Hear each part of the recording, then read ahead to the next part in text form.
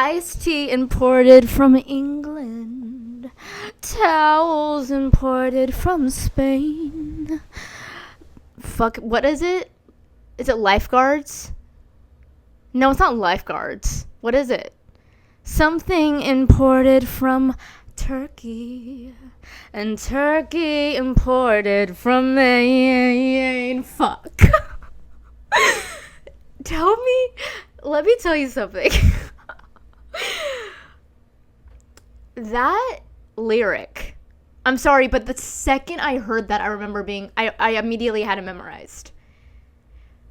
Something imported from Turkey. Sorry, I can't remember it. I'm not a perfect person. I forget stuff.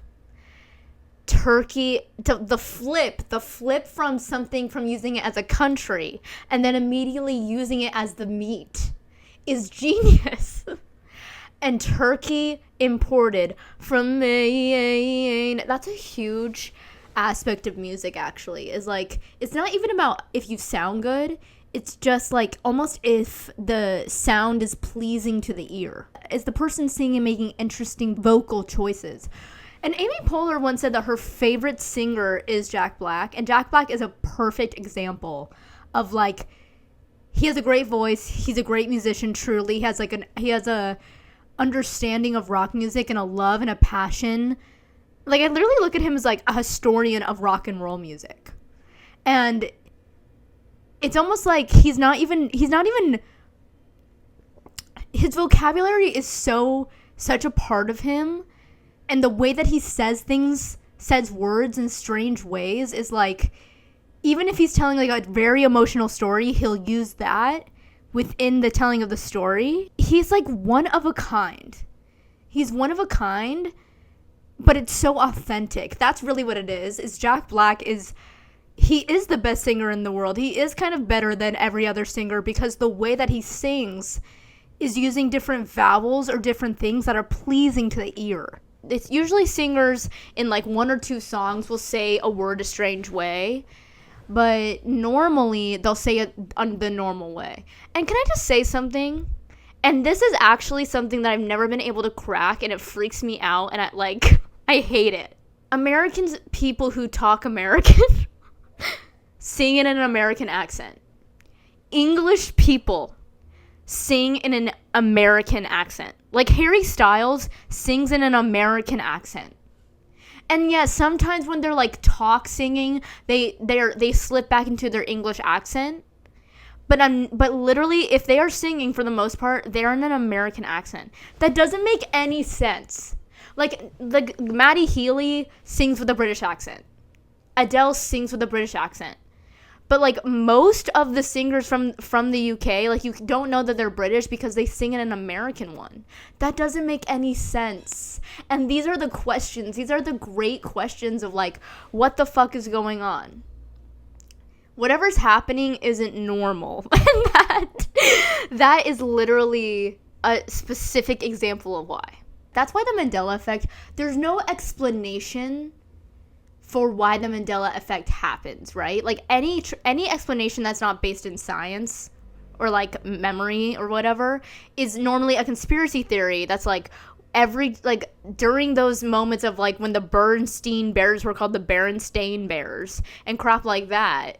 It's like every time that kind of thing happened, there's like an alternate universe that the universe like splits in half, and then now we're in like an alternate universe of whatever the original thing was. That doesn't make any sense. Right? But we all have the same memory defect, which is like the actual answer. It's just like a very common misunderstanding of like these tiny little bits in our memory. Like, I think that actually brings us closer together as humans, the fact that I can actually explain why that happens. You know what I mean? Like, I don't know. Conspiracy theories are so unromantic. And they're so fantastical. And something my mom used to say, and this is some real tea spilled, and then I'm going to share a little tea spilled about my dad, and that's a completely different thing, but something that he said that's actually true. But I'm going to talk about my mom's thing first. My mom said the way that these cult leaders work, or the thing about conspiracy theories, or any of these things, grooming really, is like, yes, in a conspiracy theory, there's probably one or two things that you didn't know before that now you know. Like, they take one bout of fact, a bout of truth, a bout of like liking you, right? And then they turn up the pot of water while the frog is inside until it's fucking boiling, and then it's like, well, this, you didn't know this, and it's true, so actually this is true as well. And then all of a sudden you're like, did we land on the moon, did we not land on the moon? And I actually don't think it even matters. Can I be so completely honest with you? I bet you what happened is they filmed a reenactment of them landing on the moon that they aired to TVs, and then they actually went to space and like got on the moon. Like, I'm sure both of those things can be true. Maybe they didn't videotape it, maybe it's like a stupid ass thing, but like the idea that we've never made it to the moon, I believe we've gone there, so why does it matter who was the first? Like, oh, it has to be this white guy, not to diminish him, but like, you know what I'm saying? The only people that really matter in that situation are the women from the Hidden Figures movie. Now I'm going to go into the thing about my dad. My dad has told me a bout of truth, a bout of knowledge that I'm going to share with you today. He says, sometimes your greatest successes in life are the things you do in private that nobody knows. And he shared that with me when I was going through a tough moment in college, a bad mom, a real bad mom. The kind of bad mom that makes you call your dad, and then your dad gives you these little bouts of truth, and you're like, fuck, now I know something that I didn't know before. That's so true, because I think people think, oh, my greatest success in life is getting married, or my greatest success in life is like getting a promotion or making a lot of money, or I got this car, or I did this trip, or whatever. But really, the things I'm most proud of are the things that I did like alone and quietly. And I'm actually going to drop some major gnaw right now. I'm going to drop some major gnaw on you, and this is a true story.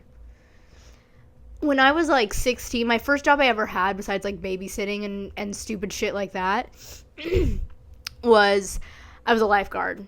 And then eventually at the same pool and like within the same program, I also taught swim lessons, but was still a lifeguard on the off hours. And as a lifeguard, when you're 16, you wear a bathing suit every single day. Not only do you wear a bathing suit, you wear a Speedo, okay? That is the most, like, you can see the outline of your nipple, you can see the outline of your belly button. They are, like, athletic, but they are literally, like, you can see every little fucking thing. And I have unfortunately had a massive rack my whole life. And I had a massive rack when I was like legit 14. I had a massive rack. And I don't want to hear anything about how the grass is always greener and girls with small boobs wish they had a massive rack. A majority of the time, they are embarrassing. Like, I do not want to, like, I understand in very specific moments, it's like, oh, you're giving Jessica Rabbit, you're giving, like, your full womanly femininity ass, bitch ass, like, your boobs are in a normal bra ass thing. But most of the time when you're, like, at church, even though that's kind of hot to be sexy in church, that was a bad example. That'd be a good place to wear an actual bra. Because, you know what, dressing up as Jessica Rabbit to go to church, it's so hot. Not that I ever did that, but I should have. You know what I mean? Like, man, I should have taken advantage of being like a slut in a church building, because that just having that experience as like, you know, you're dressed slutty in a room and everyone's thinking she's such a slut. That's hot. But in reality, I like wore everything I wore my entire life has been over the knee and covering my shoulders. Anyways, but majority of the time, your boobs are like, if you're at a family event, if you're around kids, if you're exercising, and anytime you don't want to be sexualized, which is honestly a majority of the time, if you're a normal fucking human being, it's embarrassing to have big boobs because they are attention grabbing. Everyone loves a big boob. Everyone fucking loves to, even me, girl. I'm looking, I can't lie to you. Like, if I see a hot girl in an exposing top and she's showing a little cleave, I am going to look at it 10 out of 10 times, and I might keep looking at it every time I see, every like couple seconds. That's just like my perv ass. Like, that's just the truth. But actually having them is a completely different thing, and it makes you so fucking uncomfortable. And this is something that I've discovered through being a lifeguard, because every fucking day I'm in a Speedo and I have a massive fucking rack, but I'm a child. I'm literally a minor. And everyone from children, because let's not pretend children don't look at cleavage too. Like, I have such a distinct memory of, there was a year when Disneyland did this thing of where if it was your birthday and you showed your birth certificate, you could get it for free. And that was probably one of the fondest memories of my life, because I have 3 sisters and my mom took each of us on our birthday, just us and her, to Disneyland. And then the entire day, oh my gosh, it makes me emotional because this is just one of the happiest memories I have. I'm laughing because it's true. But my mom would be like, okay, you make all the decisions. This is just so sweet. And I've never explained it like this before. And so it's like, what do you want to eat? What do you want to order on the menu? What do you want to drink? Do you want to ride a ride? Do you want to eat? It's completely up to you at Disneyland. And I was literally, I think, 6 years old or 5 years old. Oh my God, it was the best day of my life. I could honestly say that as a 23-year-old woman. My 5th birthday going to Disneyland and making all the decisions was the best day of my life. And anyways, I didn't want to eat the whole day. Like, I just wanted to ride all the rides. And I have one sister who's it goes like, she's in January, I'm in June, my other sister's in September, and then my other sister's in December. And so my older sister had already went, and that year they were doing like Pixie Hollow stuff, where like every season the fairy that you would take a picture with would change. So my mom got a picture with Madison, my older sister, with one of the fairies from Pixie Hollow, and then everyone gets Tinkerbell. And so she was like, oh, I'm gonna do this for all my daughters. So like, I'm like, fine. Like, she basically, that was the one like caveat she had, is like, you have to take a princess photo, or you have to take a photo with your favorite fairy, or like the fairy that you get. And the fairy that I got is Rosetta, because come on girl, let's not sit here and pretend that I'm literally not a Rosetta with a silver mist rising, because I am. And maybe I'm a fawn fucking moon. Like, maybe I'm a fawn moon. But Rosetta, definitely number 1. And, also, that is an all-star cast. I want to go have a dinner party with that fucking voice cast. And I want to talk about some real-ass shit. I'm not even kidding. I remember getting Rosetta, and Rosetta had she has a, like, strapless ass dress. And I remember being 5 or 6 years old and getting that photo. This is one of my first memories. Is Rosetta the fairy from Pixie Hollow she got on her knees to talk to me and was trying to make eye contact with me, and I kept staring at her breast because it was a strapless top and I could see her breasts. And she was such an engaging performer, because that's what you guys don't realize. These people are doing like method level acting and have to be on at all times. It is like military level method acting as a cartoon character. Like, these are excellent performers. And this girl was so engaging, and she kept getting my eyes. Like, that's really hard to get like a 5-year-old to focus. But she was being so sweet and so gentle with me and so fun and asking me like cute questions. And like, so I kept looking at her boobs. I kept like looking at her eyes, and she had such pretty eyes. Am I describing like a sexual awakening? But it wasn't anything sexual. Maybe it was though, and that's okay too. But I think it was mostly I was in awe of her because she was my favorite fairy, and I was like, she was a fairy. Like, she was a real life fucking fairy covered in glitter and everything. And then we took some photos, and then you go to Tinkerbell, and Tinkerbell makes you do like a stupid ass fucking silly face photo, and it's so cute. Anyways, when I was a lifeguard, my boobs are too big for my body. They really, really are. And it sounds like I'm bragging, but it's the truth. Like, when something's too big for your body, it's like embarrassing. Even if you have a massive rack. Okay. And I literally got sexually harassed at work by these people who would call me a Mormon porn star. And they would call me MPS, MPS, MPS, which also sounded like PMS to me. Or in general it does, but they kept calling me MPS, the acronym.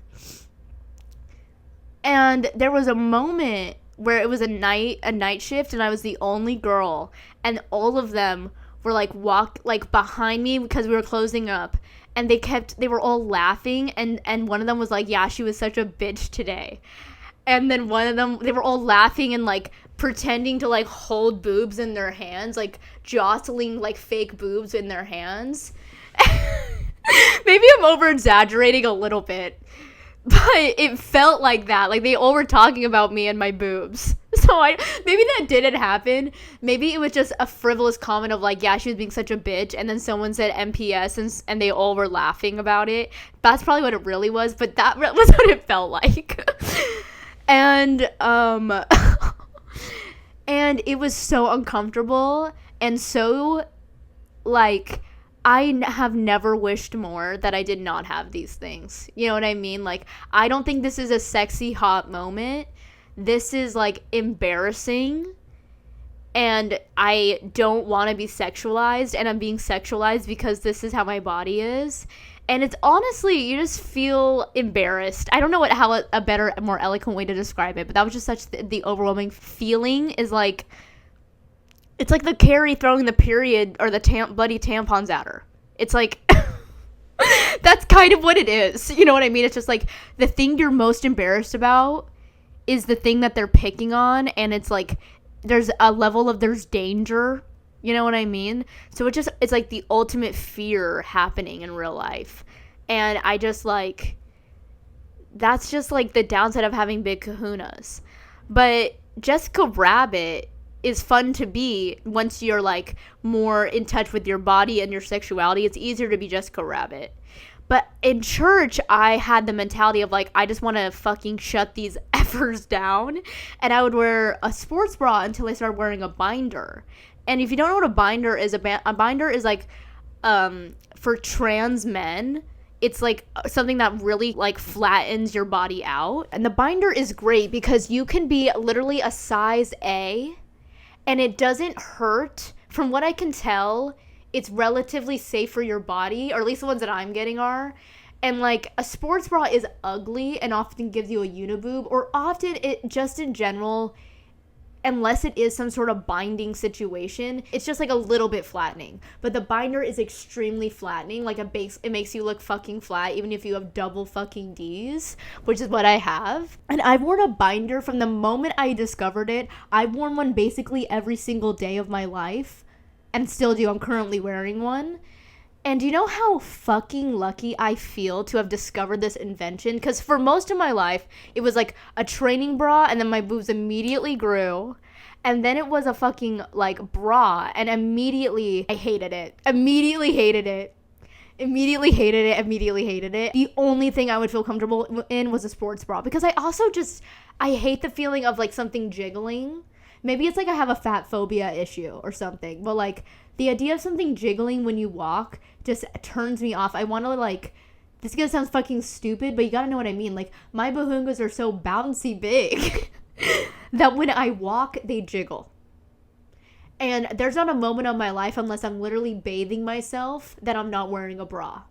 Like, do you understand how much I hate my body? Like, this is why I want a breast reduction, is because I hate them. I don't want them. I wear a binder every single day of my life because I wish I was an A cup. I do not want to wear a bra every day, and I feel like I don't have a choice because it just seems like too much. It's just too fucking much. You know what I mean? But the moments where you get to wear lingerie and fully be in your feminine and you have big fucking tits, bitch, that there's nothing like it. There's nothing fucking like it. And I don't want you to sit here and think because I'm saying this right now that I still don't want a breast reduction. I do. Not everyone gets to be a hot girl with big tits. Not everyone gets that. And it's actually a pleasure. It's a pleasure. Because it's just like, yeah, they're fucking huge. Like, and what are you going to do about it? What are you going to do about it? And like, big boobs look really good in a bra, and it's just like, it's literally, you are the manifestation of like, boonga. Like, fuck. That's all I have to say about that is fuck. Anyways, I never took advantage of that sexy lingerie Jessica Rabbit-esque thing in church. I was like so modest. Like, I wasn't even, because a lot of people, especially like, people aren't super anal about, in terms of the Mormon religion, about like modesty. It really has gone back and back, and they still have like garments, obviously, but when you're like a teenage girl, like, no matter what church you're in, for the most part, I'd say like there are people who are coming in on a regular basis with something that would be deemed immodest. So like, it wasn't a big deal. So I could have gotten away with it. Actually, just wearing a bra, not even wearing a sports bra, would have been a lot for me. Isn't that crazy? I have so much to talk about, and I'm spending my time talking about my boobs. I don't even know why I brought up breasts. I really don't. Or lifeguarding. But I have a lot to talk about because I went on a break. And I basically went on vacation to visit my family at a family reunion. And I thought about filming. I even brought my stuff to film. And I was just honestly doing so many like activities where I could not touch my phone that I'm like, the idea of setting it all up in a place that's not my home and like doing it, I'd rather just be out with my cousins doing something. You know what I mean? So I was just kind of decided I'm going to take a break. And it felt so nice. It felt so nice to take a break from this, even though I've been doing it for such a short amount of time. And I feel so much better and so much lighter. You know what I mean? But now I'm back, and I have absorbed so much shit in the past 3 weeks because I've been on planes. I've been doing shit. Okay, I'm going to give you a rundown. I'm going to keep it light. I'm going to keep it cute. I saw the invite, Olivia Wilde. I think Olivia Wilde is overhated. I think that she's just as unpleasant as anybody else. You know what I mean? Like, I think my favorite movie by her is still Booksmart. I think that was a really fun thing to have in the universe, and I thank her for Booksmart because I really enjoyed that movie, and that movie came out right when I was a senior, and I think it was a movie that was needed and also an inevitable movie about like the main characters of girls being in high school, and it's like an all-out comedy was bound to happen. And then since that movie, there's been a lot more like high school movies about two female leads, you know what I'm saying? But that movie I thought was great and funny and great, and I loved the chemistry, and on that movie did super well in terms of the critics as well, and like in the box office, the whole shebang. Then we had Don't Worry Darling. I did not like that movie. I think it was such a good setup. I thought it was such a beautiful setup, and then the ending let me down. The ending, I thought this was like, it could have been about so much more, and it got so hyper specific that I thought it was, I thought it was so good. I thought it was so good until it wasn't. And I just feel like it was building to this mass hysteria, this mass paranoia. She's breaking through something, and then it's just like a fucking podcast. I don't know. I just feel like it really... But everything else about it besides that ending, I support, besides Harry Styles' acting. Here's the thing about Harry Styles.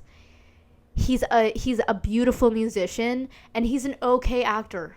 He's okay. That's not a crime. He's better than bad. He's okay. You know what I mean? And in that role, we got to see him in a lot of fun looks, and we got a press tour for the ages. And we got a great album out of it. So let him fucking be in the movie. But for me, I'm like, Florence Pugh is like, I don't know if she's won an Oscar, and I apologize, but I don't think she has, but she's definitely been nominated for something. She is an incredible actor. Incredible. One of the most dropped-in fucking actors ever. And when you're doing a movie of this amount of, like, seriousness... And Florence Pugh is delivering an acting job for the fucking ages. And then you have someone who's a good actor next to, it's just so obvious that he's just good. The design, the cinematography, the soundtrack, or the what's it called, the score, the fucking the whole theme of it is so idyllic, like the utopic 50s thing. I fucking love. I think it was reminiscent of so many movies. I love the coloring of that movie. I love I love the general concept of the movie, and I just think it was, compared to Booksmart, that was just like frivolous and fun. Don't Worry Darling was trying to say something that I just don't think it communicated well. And then we had The Invite. Guys, I hate to be a hater, but I also don't, because I want to give you my honest opinion. I think this movie was just fine. It's literally the Goldilocks and the Three Bears. It's like, this one's too big, this one's too small, this one's just fucking right. Booksmart was just fucking right. The Invite was fine. And it's getting such high scores. I don't think it was really saying anything that I haven't heard before. And the coloring of that movie and the set design of that movie is like, I feel like it's just trying too hard. That's so mean. But I think her movies are reminiscent of, I think it's a little, she tries too hard. And I feel that way about a lot of movies. Like, I just feel like a lot of movies, like, take themselves so fucking seriously, and it's not that serious. And it's not just a her critique. Like, I feel like all the Batman movies do that, except for the Tim Burton ones. Like, all the superhero movies that don't have an inch of camp in them, they don't have an inch of, like a wink it's not even a wink to the camera, because even that's overdoing it, but it's a comic book. Make it comic-y. You know what I fucking mean? Why does Batman have to be this serious character? He is a superhero that wears tidy whities. So why not make it a little more dramatic? Why not make it a little more cartoony and campy? Because it makes it more fun. These movies are supposed to be fun. And suddenly along the line, we decided that a superhero wearing tidy whities should win a fucking Oscar. And it's like, maybe they shouldn't. Except I wouldn't have mind if Iron Man or Robert Downey Jr. got a special Oscar for the Iron Man movies, because the Iron Man movie, the first one, really is good enough that he should have been nominated for an Oscar. And there is a reason why he built an empire, or he was the first one to fucking lift up that rocket ship of Avengers, because he literally, dog, those Iron Man 1 and Iron Man 2, the styling and the shininess and the sharpness of that movie, and it's so slick. There's nothing, like, the cameras that they used during that movie are, like, the same cameras they used in High School Musical 2, where, like, you've never seen a crisper, poppier, shinier, and High School Musical 3. I'm talking specifically about High School Musical 3.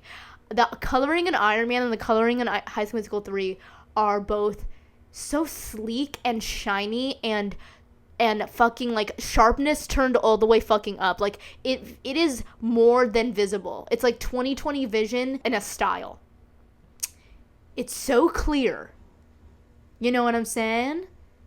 They're timeless. They're always going to look sleek. They're always going to look brand new, like they came out yesterday. And that's the thing that makes me pissed off, is I've seen the Chronicles of Narnia. I've seen that, and we're going to have bad special effects in what seems like every movie and TV show I've ever seen, but we're capable of Narnia. We're capable of Narnia. How could the technology have gotten so much worse after Narnia? Narnia is the most realistic CGI I've ever seen in my life, and that movie happened like fucking decades ago. And it is so real, and same with Pirates of the Caribbean. We're capable of actually making this look good. Like, it just pisses me off. Isn't that one chica, Greta Gerwig, redoing the fucking movies? The Chronicles of Narnia? Why, dude? Like, I don't mean to be mean. I'm like really hating on female directors in this. That's crazy. But it's actually more progressive of me to be doing that, because I'm okay with a flawed woman. I still love and support these women and think that what they're doing is interesting, but I think they're just as worthy of a critique as male directors. And quite frankly, I don't even watch a lot of male directors, and that's the most performative thing I'll ever say, but it's the truth. Like, unless it's a gay man or a woman, I don't really want to watch the movie. Maybe that's a stretch, but I also don't really feel like it is. It's a more of an issue with remakes as a whole. It's just like, the first one, sure. Like Cinderella, sure. That movie was fine. You know what I mean? Like, We want to redo a fucking movie that was made 100 years ago? Sure. We want to redo a movie that's made 50 years ago? Okay. Maybe I haven't seen it. We want to redo a movie that came out 40, 30, 20, 10, 5, 2 years ago. We want to do a live action version of it or a sequel to it. Or sequels are different than a like reboot. And actually, I need to talk about something else. But I need to finish the invite. I just think it was fine. Okay. I said I was going to keep it short and cute, and I've been anything but. But I have to talk about Sex and the City. So basically, I've fallen in love. I also should tell you that. I recently finished Fame Sick, the Lena Dunham book, and at the very end, she talks about how she fell in love with this guy and was so heartbroken, and then she met her husband. That's what happened to me. I, for the first time in my life, fell in love with someone who treated me like shit. And I didn't think that I was capable of that because I just never thought I was going to fall in love. So I just was like so starstruck by this person. And then it's the song Expectations. Where it's like, I met him at a party. I thought he was smart and funny. Turns out he wasn't. And he was on drugs. And like, now his number's blocked. That's what this guy was. Like, I thought he was smart and funny. And I was on drugs. And he was probably on drugs and drunk as well. But then he wouldn't text me back or treat me with any respect. And I'm not interested in dating someone who doesn't want to date me. Like, honestly. And I'm really not... It's such a turn off when someone doesn't respond to you. It really is. Like, that's why I only knew this guy for 2 weeks. Is because I'm like... you don't like me. Because if you liked me, you would respond to me. And it doesn't feel good. Even if I like him a lot. I liked him a lot. But I'm like, I like you less and less because you're not a good person. So, I'm actually more interested in the concept of you than the actual you, but I'm going to date the actual you, so I have to like the actual you. And then I met this guy. I was so heartbroken. And also the Olivia Rodrigo fucking album came out, so it maxified everything, and it probably extended the heartbreak by, like, literally 4 more weeks than it needed to be, because I was nonstop listening to that album, and that album it felt like falling in love and getting your heart broken in an album. And I'm addicted to it. And it's like self-harm. It's literally self-harm. Then I met this other guy. And that's it. Now that guy is blocked. There's 2 lessons in this. One, the lesson is I became Carrie Bradshaw in 2 weeks because I fell in love with someone who didn't love me back. I became Carrie Bradshaw. I understood for the first time in my entire life. I finally understood Carrie Bradshaw. And I am Carrie Bradshaw. And I had the inspiration. I'm like, I should watch Sex and the City right now. Because that's how pathetic and humiliated I feel when I text someone and they don't text me back. I literally am like, oh, for the first time I'm empathizing with the self-hatred and the self-humiliation you're willing to put yourself through when you like someone that doesn't like you back. And I just had never felt that before. I never understood it. I now understand it. It's not about, like, you have to understand, it's about the eclecticness. It's about the fact that she got that poncho from some friend, and she got that skirt from Prada, and she got those shoes from this designer you've never heard of, and then she's wearing some sunglasses that are vintage. And then she got this $2 Walmart shirt underneath. And then her hair is poofy and big and fabulous. And she's the most fabulous person to ever live. And I have to say, I think another thing that turned me off is Miranda. I am not a Miranda girl. And I have love for Cynthia Nix, and I can separate the art from the artist. But I'm just really not a Miranda girl. I just think Miranda's so negative. And I'm really not, I just feel like she's a downer. And is dating, you naturally have to have a character who's going to be a downer because she's extremely realistic. But she has this quality that I don't like in other people, which is like unafraid to constantly criticize things. Like, she's a cynic. And I just think that's uninteresting. And she's fun character. She's like an edgy character, a cool character, but she's just a cynic in a way that I am uninterested in. The rest of them are relatively, like, positive people.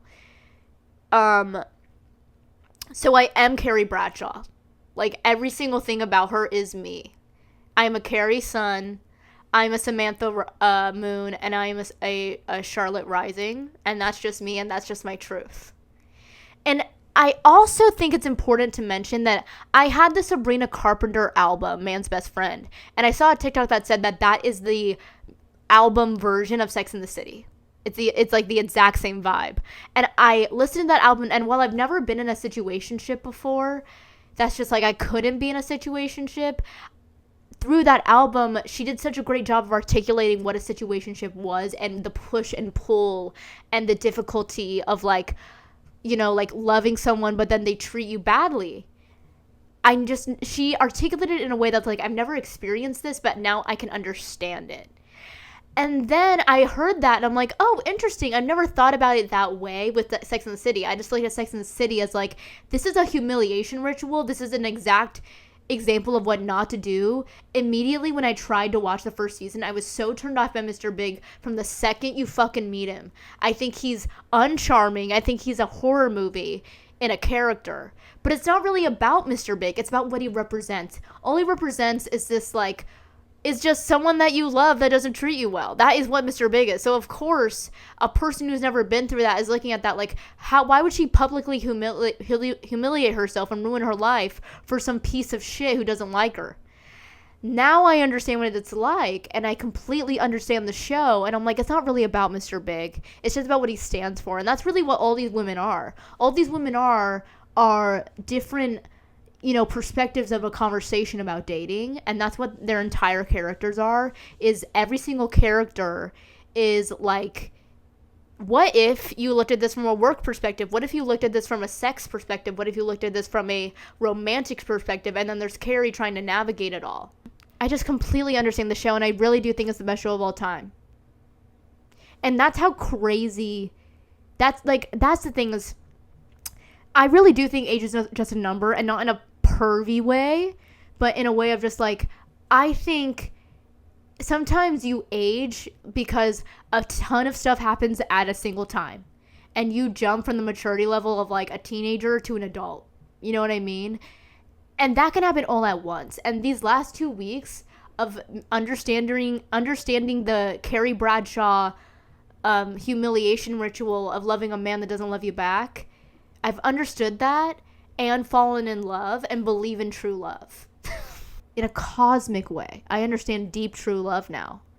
And Lena Dunham was talking about the same thing. She basically fell in love with this guy who she thought was the one. He treated her badly and didn't really like show the same gravitas that she showed him, which is what happened to me. And then, but when you recount it back, it's like, yeah, this guy was an asshole. This guy sucked. You know what I mean?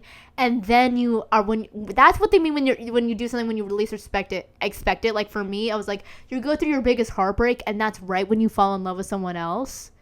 Maybe that sounds toxic, but it's the truth.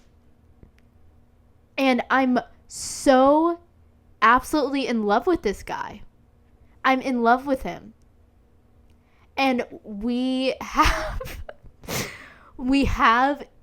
an easiness and an understanding and a chemistry and a communication and a way of communicating that is so seamless and natural. It's like we grew up together. But we've never lived in the same part of the world, and we just met now. We're speaking another language when we're communicating. And he's taller than anyone I've ever dated. And he's hotter than anyone I've ever dated in my life. He's funnier than all of them combined.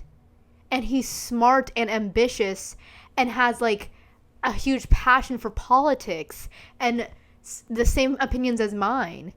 And he has great music takes, and he is able to get me tickets to Madison beer shows and Joji shows. And he pays for everything. Like, let's not sit here and act like this isn't the love of my life. I'm so happy that I found him. I'm so lucky. You know what I mean? Like, I like him so much. And I was telling him, like, I keep saying I like you, I like you, I like you. Because I love so many people in my life that I don't like. You know what I mean? But love is deeper than that. So to say that I like him, I like him.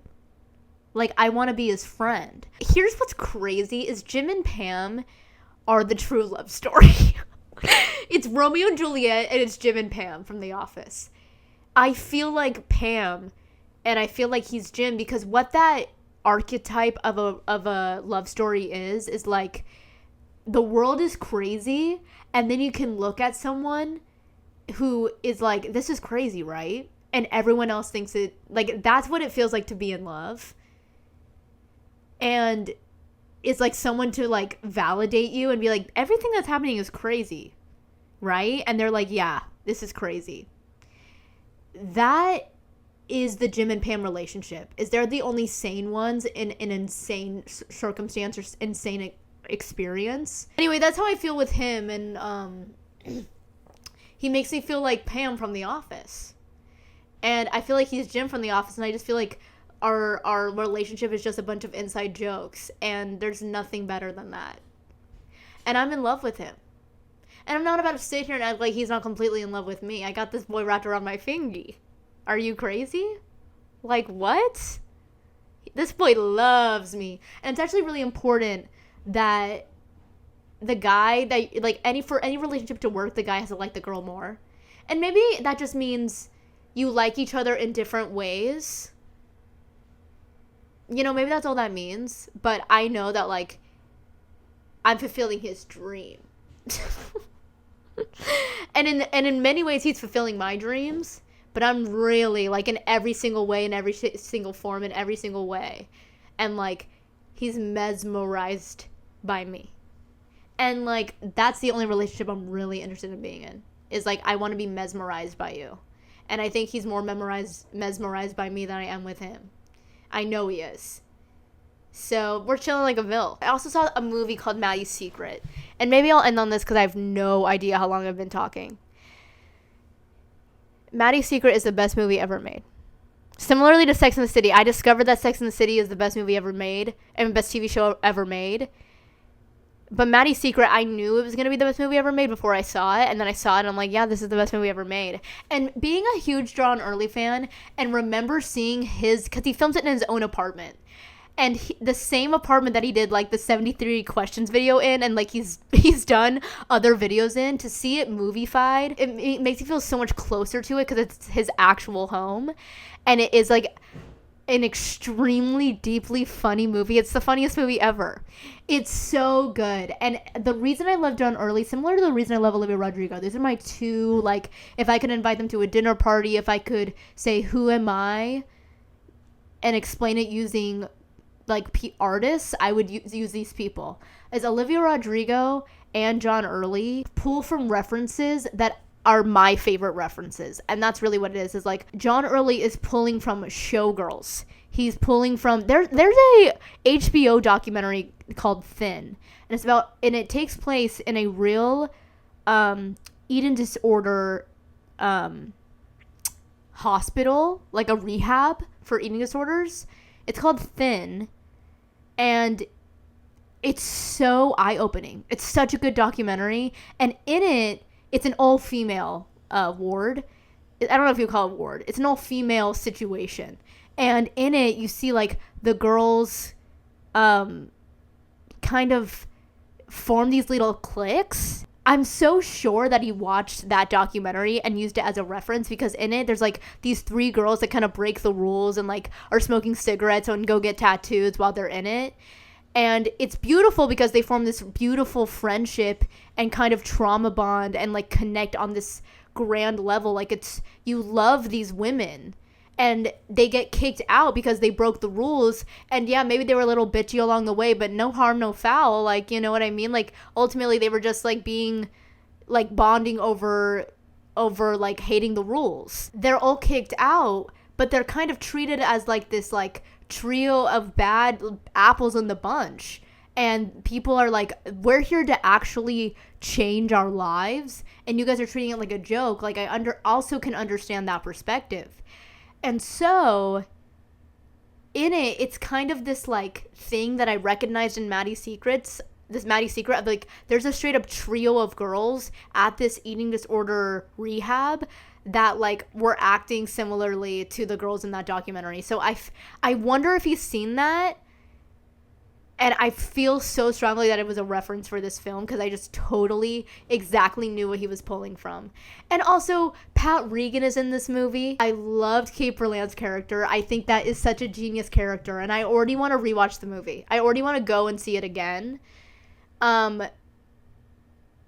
Early. I cannot, like, I could literally cry talking about how much I love this movie. It's so funny.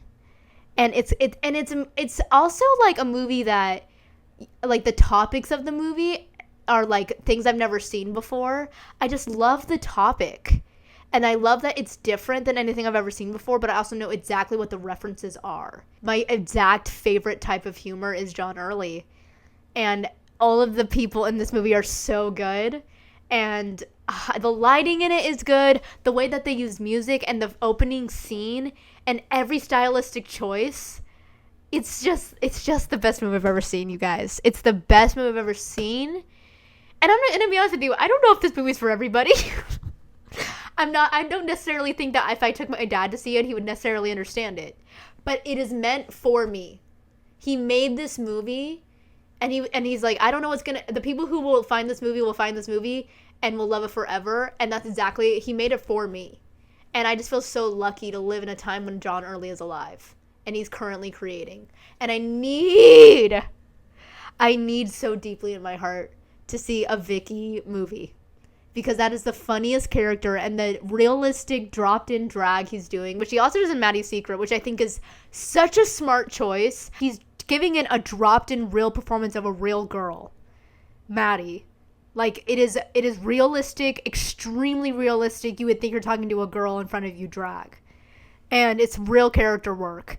And he did the same thing with Vicky, but made her a balls-to-walls, hilarious comedian. He created another, it's literally Jiminy Glick. It's reminiscent of how good Jiminy Glick is, which I also watched the Martin Short documentary with my older sister, Michaela. That movie to me felt like it felt like my dad telling me his bout of knowledge. It felt like that. It's like he shared so many things that were like, because he faced such grief early in his life, he was like talking about how I understood like the darkness of life, so it made him appreciate life more and made him be like, well, there's all these bad things, so we might as well put on some music and have a glass of wine and live life and enjoy it. You know what I mean? And that really taught me a lot of like, I feel like it's usually been framed as like nihilism of like nothing matters, so just have fun. But it's I think more dropped in actual reality and more of a grounded stance than that. Like, things that matter are like the people you love. That matters. You know what I mean? So it's not that nothing matters. To a degree, nothing matters. Like, the earth's still gonna turn. You know what I mean? Like, we're all gonna die. In that way, yes, nothing matters. But it's okay that things matter in your day-to-day life of, like, you have family, like, all we have is our perspective of life. That's all we have. And so, like, to care about the earth, even though you're gonna leave it, to, like, earn and learn these people and, like, embrace them and have it affect you matters. Like, it's not about legacy. It's just like, what matters is the life you live. Like, life does matter. I sound like I'm pro-choice, by the way. So pro-choice that I think I don't even want to talk about it because it makes me upset. And I actually one time was talking about being pro-choice with my college roommate, who I absolutely loved her. But I could tell she was... Here's my experience being in religion is when you're talking to these women, they have liberal ideas, but they just won't let themselves go all the way there. You know what I mean? We were literally having a discussion where we were driving somewhere, and she was like, if I was ever in a situation where I wouldn't want to be pregnant, then, like, I think I really would consider abortion. But then her next fucking sentence was, but if anyone else were to do that, I think abortion is wrong. And I think that's the kind of thing I'm talking about. It's like they have this seed. They have this sampling of, yeah, so if you feel that way, we're all the same. Everyone, if they were in a moment where they didn't want to be pregnant and got pregnant, would want to have even the option to consider a life where that baby doesn't happen by choice. Consider to keep their life the same, as opposed to completely flip your life upside down unexpectedly. I think it's pretty normal to consider, what if my life stayed the same as it is right now? And you won't even have that option if you don't have a pro-choice mindset. You don't have the option. It is an immediate, guess what? If the government can tell you to not have an abortion, the government is just as capable as telling you that you have to have an abortion. Any sort of government law that is like, you are allowed to do this with your body and you are not allowed to do this with your body, is, we're talking about the law, the government. There is no nuance in the law. There is black and white. This is wrong. This is right. No matter what, even if you die, you are going to jail because this is a crime to do something with your own body. Once we make that a reality, and it already is a reality, it's just like, but then there's no cap once you have that allowance. If they put any sort of law on a man's body, that would be unethical. That would be wrong. That would be terrible. But they feel completely frilly-nilly to do it to women. We were talking about it, and I said, yes, but I basically, in the nicest way possible, and I really tried to, like, talk to her and, like, yeah, if you wouldn't want that abortion, then the girl, what if it happened to your sister? What if it happened to your mom? What if it happened to someone you loved? What if it happened to a stranger? What if it happened to someone that you kind of knew? What if it happened to just any random girl? Wouldn't it be like, if you would consider abortion and maybe find yourself in a possibility mindset where you have an abortion, then there is a spectrum of women who fall in that spectrum of thinking as well. And you can think that something's wrong and still do it. You can still have the baby because you feel so much guilt. But yeah, that's just what pisses me off about any sort of, like, human right. I'm just like, it sounds so stupid, but I think, like, people are like, oh, I put myself in your shoes. Yeah, that would be hard. No, actually, think about, what would you do? Like, that's how I feel about literally every single thing. Is like, it's not even what would you do. It's like, can you ever picture a world where you would do something else than what you think you would do? Like, can you consider making another choice than someone else, and you're both still good people and you have an understanding of why? It's like these simple fucking concepts that piss me off, because I'm like, you could fucking like, if you were in a situation where you were about to die and someone was attacking you, and it was either you or them, would you kill somebody? Okay, so you can understand that there are nuances to never kill somebody. You can understand the nuances to good and bad, and that there's a spectrum of everything. So if you can picture yourself within the spectrum, then you should be voting for everyone to be able to exist in that spectrum, and everyone else's human right to do basic fucking things like have a choice and make a decision. If the more you're like, yeah, let's vote for people to not be able to have agency and autonomy, the more fucking life's gonna suck for everybody. That's the truth. Because these things have domino effects. If you have a country of unhappy people, then you're gonna be unhappy. But if everyone can, like, live and, like, breathe and has access to food and water and can survive, then it's going to be a more peaceful life because you're not constantly in survival mode. And I have a political science degree, actually, bitch. So let me flex that on you right quick. And let me actually tell you that we're in anarchy, girl. We're in anarchy. We've arrived. We've been here the whole time. We've never actually created a society where there hasn't been chaos and anarchy. So, like, maybe it's because we keep trying to restrict ourselves instead of open ourselves up. And, like, maybe it's like, yeah, we're both different, but we can both live. peacefully. Like, what are we even talking about? What are we even talking about? Yeah, what else happened? I saw Joji. I fell in love. I watched Sex and the City and understood it for the first time. I went on a trip to visit my family. That was lovely and great. I have been watching a ton of documentaries and really dark ones. And I love documentaries. And every time I watch a documentary, I'm like, that just changed my life. I should only watch documentaries. And then what inevitably happens is darkness is intoxicating. And then I don't go down a rabbit hole of all these documentaries that are like the darkest subject matter ever. Because it's fascinating. So I watched like Capturing the Freedmans, Phoenix Rising. I watched like... I've been watching these extremely dark films. And then I've been having nightmares because of them. I had a nightmare that everything that Marilyn Manson, like, everything that Evan Rachel Wood was, like, recounting in her abusive relationship and her, like, insane abuse, I literally had a nightmare that Marilyn Manson was doing those things to me. The more that you're kind of like staring at the darkness, as RuPaul says, like, it's okay to peek at the darkness, it's okay to look at the darkness, it's not okay to stare.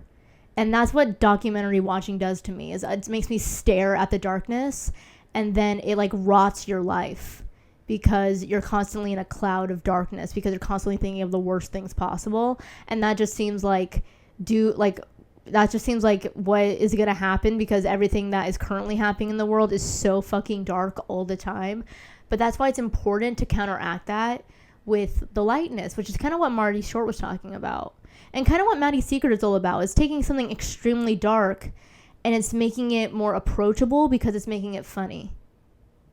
But it's talking about some dark ass stuff and some really big mental health issues and mental struggles that people have, and real trauma that's like dropped in great dark shit, and then it's making it the funniest movie ever made. And so it allows us to have a discussion, if you will.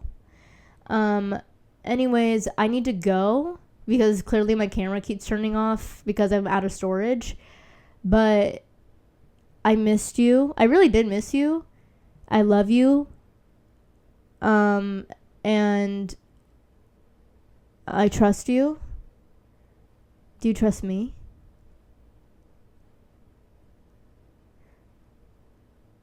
Because I think you should. I think I'm trustworthy.